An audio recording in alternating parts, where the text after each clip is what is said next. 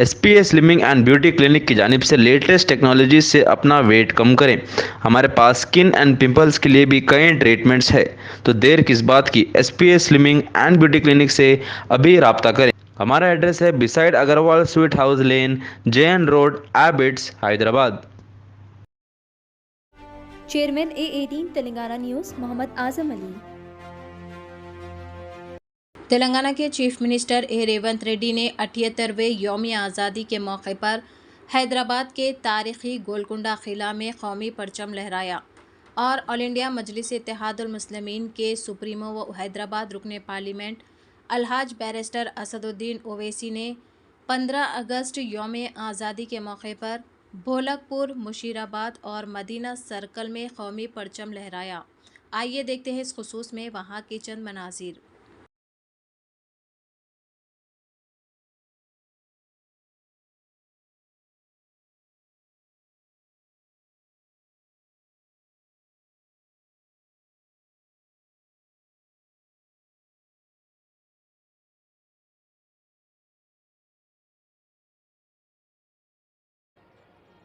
తెలంగాణ వ్యాప్తంగా రైతు లోకానికి రైతు స్వరాజ్యం అన్న గౌరవనీయులైన ముఖ్యమంత్రి వర్యులు అదిగో జాతీయ పతాకావిష్కరణ.